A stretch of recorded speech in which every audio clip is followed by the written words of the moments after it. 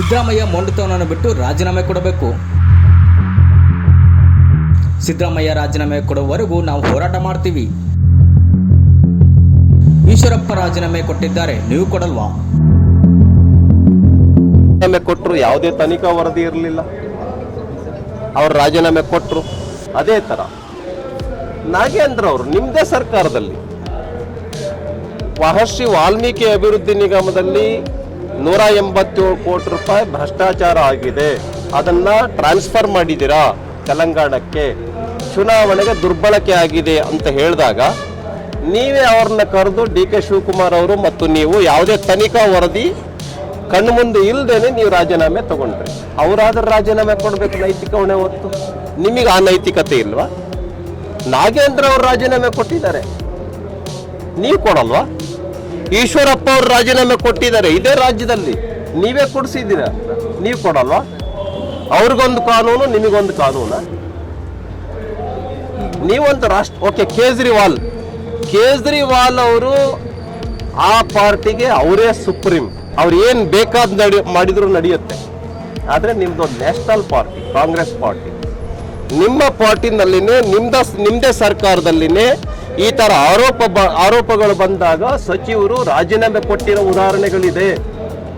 ನಮ್ಮ ರಾಜ್ಯದಲ್ಲೇ ಇದೆ. ನಾಗೇಂದ್ರ ಅವರು ರಾಜೀನಾಮೆ ಕೊಟ್ಟಿದ್ದಾರೆ, ನಮ್ಮ ಸರ್ಕಾರದಲ್ಲಿ ಈಶ್ವರಪ್ಪ ಅವರು ರಾಜೀನಾಮೆ ಕೊಟ್ಟಿದ್ದಾರೆ. ನೀವ್ಯಾಕೆ ಕೊಡಲ್ಲ? ಮತ್ತೆ ಹೋರಾಟ ಏನಾದರೂ ಮಾಡ್ತೀರಿ ಸರ್? ನಾವು ಸಿದ್ದರಾಮಯ್ಯ ಅವರು ರಾಜೀನಾಮೆ ಕೊಡೋವರೆಗೂ ಹೋರಾಟವನ್ನು ಮುಂದುವರಿಸ್ತೇವೆ.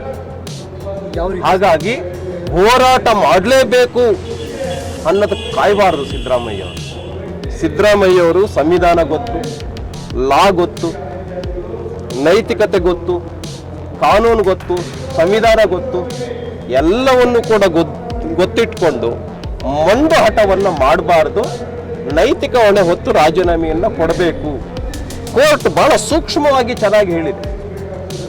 2 ಸೈಟ್ಗಳನ್ನು ತೆಗೆದುಕೊಳ್ತಕ್ಕಂಥ ಜಾಗದಲ್ಲಿ 14 ಸೈಟ್ಗಳನ್ನು ತೆಗೆದುಕೊಂಡಿರೋದು ಯಾರು ಹೊರಗಿನ ವ್ಯಕ್ತಿ ತೆಗೆದುಕೊಂಡಿಲ್ಲ, ನಿಮ್ಮ ಕುಟುಂಬದ್ದೇ ವ್ಯಕ್ತಿ, ನಿಮ್ಮ ಮನೆಯವರು, ಪತ್ನಿ ತೆಗೆದುಕೊಂಡಿದ್ದಾರೆ.